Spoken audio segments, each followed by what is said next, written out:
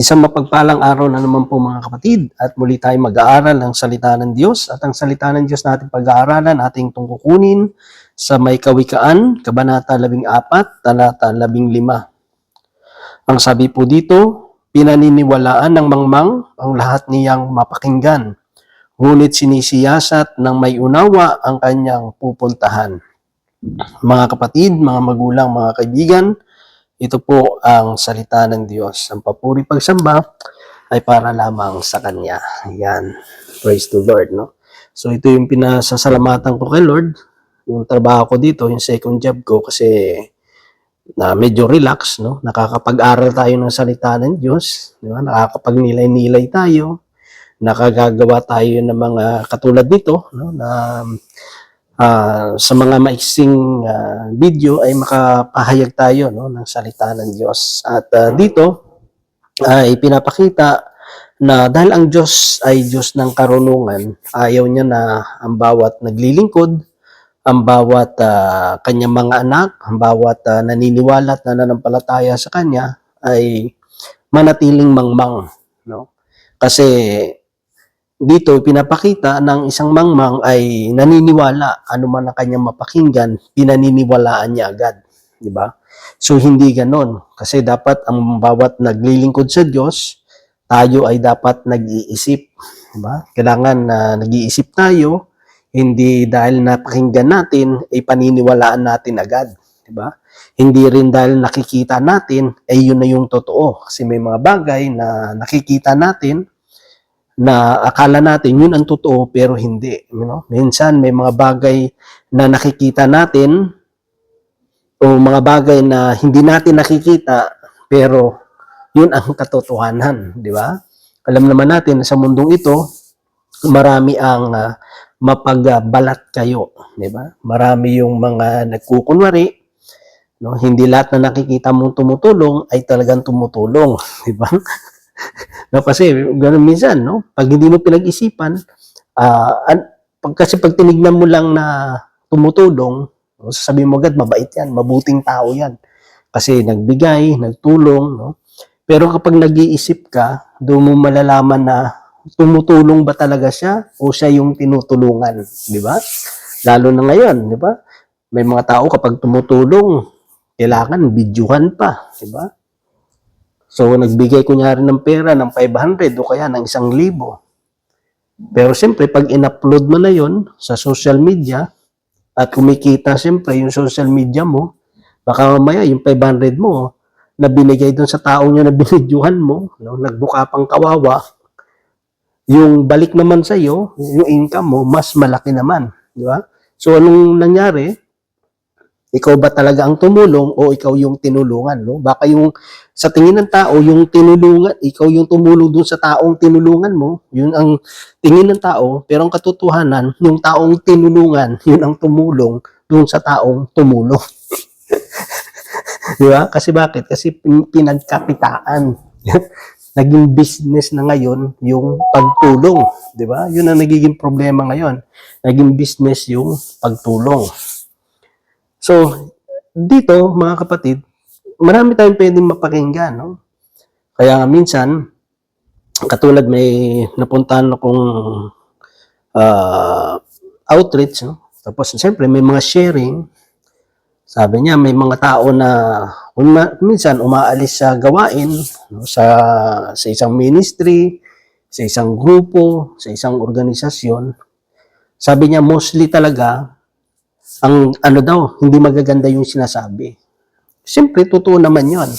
Halos lahat, no, ng tao na umaalis sa isang grupo, sa isang organisasyon, mostly talaga dyan, ang sasabihin niyan, mga hindi magaganda doon sa kanilang pinanggalingan. Alam niyo kung bakit? Kasi kung lahat magagandang sasabihin niyan, ang ano agad ng tao, bakit ka pa umalis? Di ba? Di ba? Kung magagandang sasabihin yan, bakit ka pa umalis? Mostly talaga is, hindi yung magsasabi na maganda.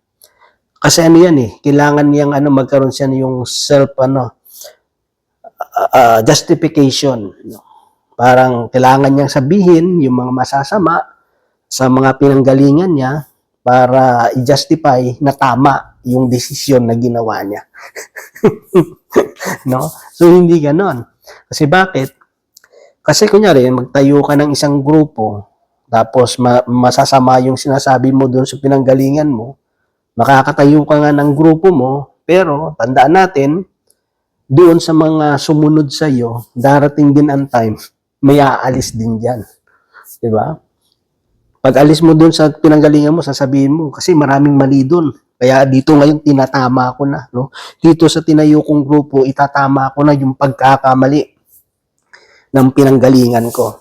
Pero tandaan mo, darating din ang time doon sa mga membro mo, meron ding aalis. 'Di ba?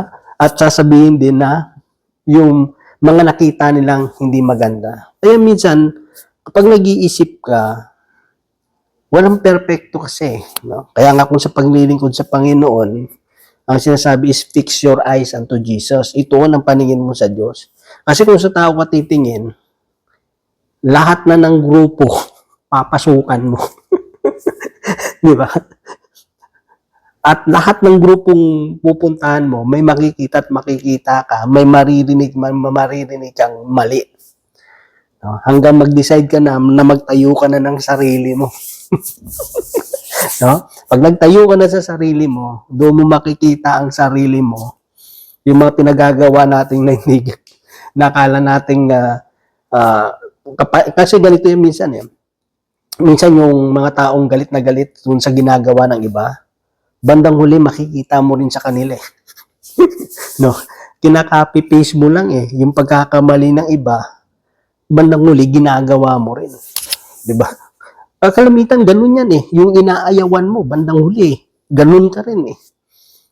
Kaya nga sa paglilingkod sa Panginoon, it's your relationship sa Diyos. 'Di ba? Ang fokusan natin, yung sarili natin paglilingkod. 'Di ba? Kasi kung puro tayo masyado tayong papaniwalain, no? Kaya nga, sabi ko, sa binibigyan ko ng advice, no? Sabi ko, huwag kayo masyadong magpaniwala. Diba? Kaya nga sa paglilingkod sa Diyos, dapat mayroon kang personal na pundasyon sa Panginoon. No? Mayroon kayong personal na pundasyon sa Panginoon. Nandun yung kanyang salita. Kasi hindi pwede kasi masyado tayong mapapaniwalain. O na kung ano na lang naririnig natin, paniniwalaan natin. Eh, ang sabi doon, matutulad tayo sa mga mangmang. Di ba? Matutulad tayo sa mga mangmang na pinaniniwalaan ng lahat ng mga pakinggan. Ngunit sinisiyasat ng may unawa ang kanyang pupuntahan. Yan. Yung may unawa, sinisiyasat niya. Pinag-aaralan niya. Tama ba yung napakinggan ko? Tama ba yung nakita ko? Di ba? Pinag-aaralan. Kasi hindi pwede yung magdidesisyon na lang tayo. Kunyari, nagdesisyon ka agad na hindi mo pinag-isipan. E paano kung mali yung desisyon mo? Diba? Nagsalita ka na ng mga masasakit, nagsalita ka na ng hindi maganda sa pinanggalingan mo. O di ngayon, nang na-realize mo at medyo nahimasmasan ka, nahiya ka na ngayon bumalik. Diba? So, ano mo, natatayuan mo na lang yung pride mo. Diba? Unless na lang, kung magpakumbaba ka, o kaya aminin natin na nagkasala tayo, nagkamali tayo, makakabalik. Di ba? So, hindi kasi pwede yung pabigla-bigla tayo. Di ba? Magpapadala tayo sa emosyon natin, magpapadala tayo sa naririnig natin. Eh, malay mo, baka inuudyukan ka lang. Di ba? Ganun ang demonyo eh. Yeah? Inuudyakan ka lang, tapos naniwala ka naman. Di ba? So, hindi ganun mga kapatid. Tayo bilang kaya nga sinasabi sa Santiago ang kinukulang ng karunungan ay humingi sa Diyos. Kaya nga, dapat tayo po bilang naglilingkod sa Panginoon, nag-iisip tayo. Tinitignan natin yung mga sitwasyon, mga nangyayari sa paglilingkod natin, hindi lang sa paglilingkod natin, kahit naman doon sa mga kapwa nating naglilingkod sa Panginoon. No? Tingnan natin yung kanilang paglilingkod, not to judge them, hindi para i-judge sila. Kundi tignan natin ano ba yung mabuti at ano ba yung masama na nakikita nating ginagawa nila. So, we need to learn pa rin doon eh. Di ba? Kaya nga kunin mo mabuti, no? Itakwil mo ang mali na ginagawa nila. Ang ginano lang doon is huwag mo sundin. Di ba? Hindi not to judge them, kasi baka mamaya maging self-righteous naman tayo, na parang ikukumpara natin naman ang sarili natin sa kanila, na para tayo mas mabuti kaysa sa kanila. Hindi ganon. Pag nag-iisip ka, inuunawa natin, makikita natin, hindi ko susundin yung yung ginagawa nito kasi na nakikita ko hindi maganda yung epekto di ba? Pero may mga tao minsan, di ba, pag maganda yung ginagawa mo, sabi nga ng iba, paglaki ko, gagayahin kita, di ba? Pag, napakalaga kasi mga kapatid na pinag-iisipan nating mabuti. Hindi pwede kasi sa na parang nakadepende ka lang sa common sense mo. Hindi kasi, alam mo yung common sense minsan, maganda naman yan, pero kung dyan na lang tayo palagi nakadepende sa common sense, katamaran yan di ba? Hindi lahat ng problema o sitwasyon, madadala natin ang common sense, no? Kailangan pa rin natin pag-aralang mabuti. Kasi common sense, parang kung sa mga lunas, first aid lang Pero, hindi talaga yun ang gamot, di ba? First aid lang siya, pero hindi talaga siya yung gamot doon sa kunyari, sa sugat, o kaya yung sa isang sakuna o sa isang aksidente, no? Paunang lunas lang yun, pero hindi talaga yun ang talagang solusyon na dapat mong i-apply doon sa ganong sitwasyon, di ba? No? Kasi, kuya rin, mostly kapag basa ang lupa, ang isipin ng tao, umulan, di ba?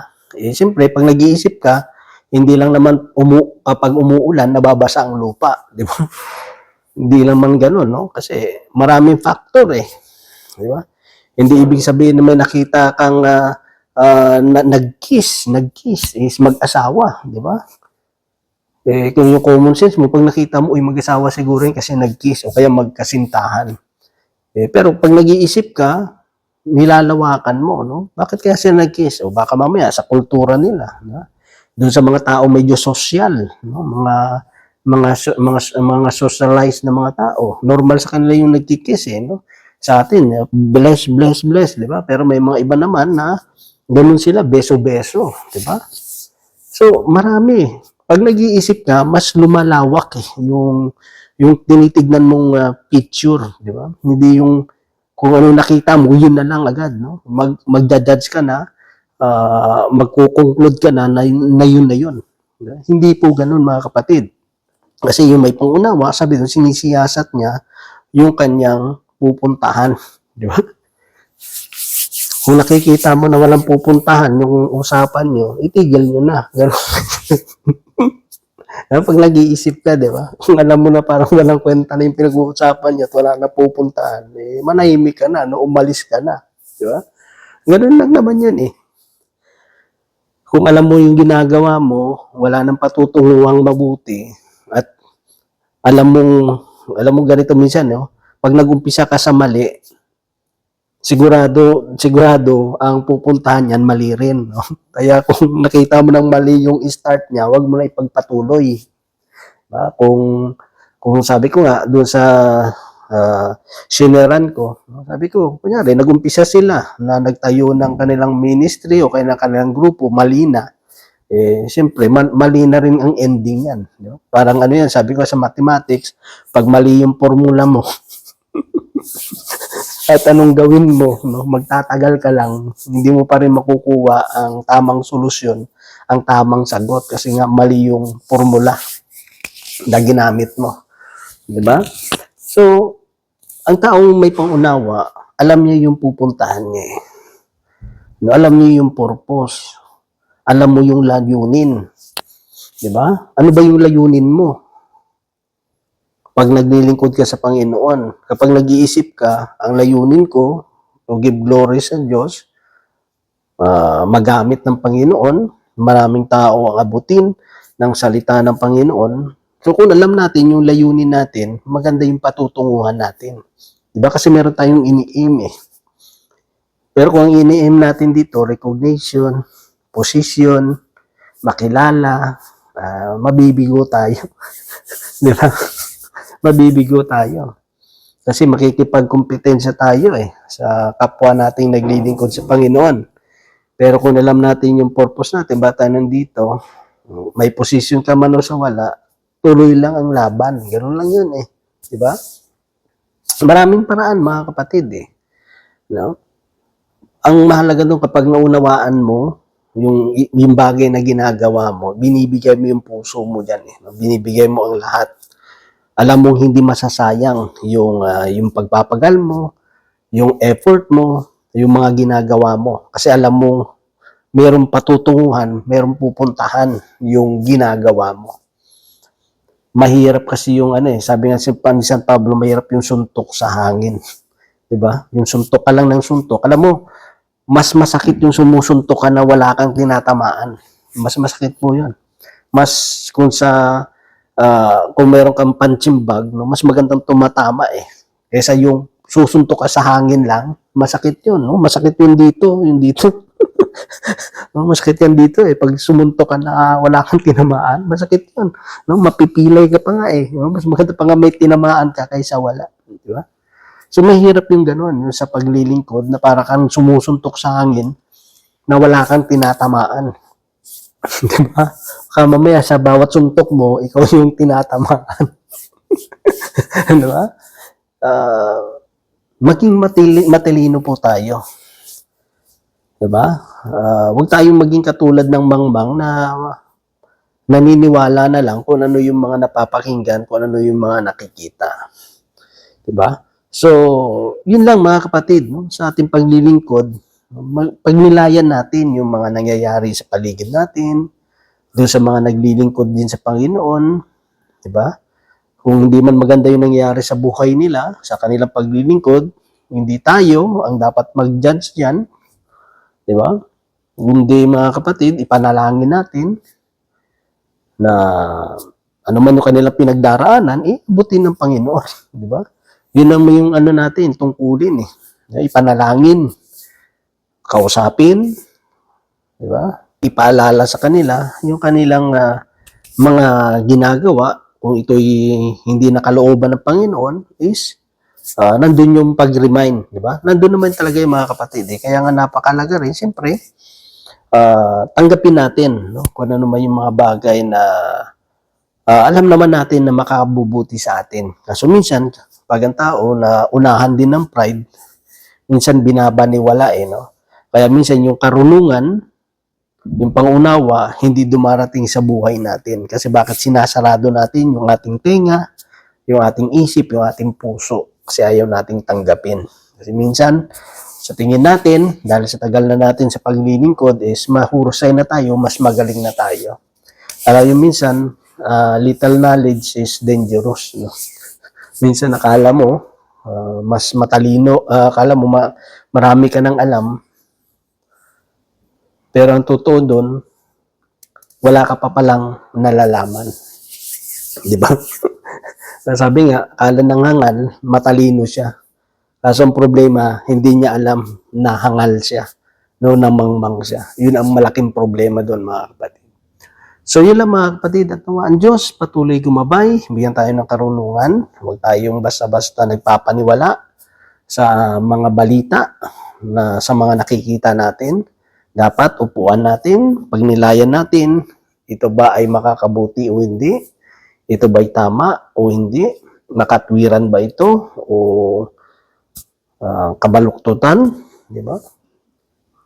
At kung alam natin at tama ang ating pag-iisip, tama yung ating pangunawa, makakaasa tayo na meron tayong magandang patutunguhan. So yun lang mga kapatid, ang nawaan Diyos patuloy magpala sa bawat isa sa atin. God bless sa ating lahat.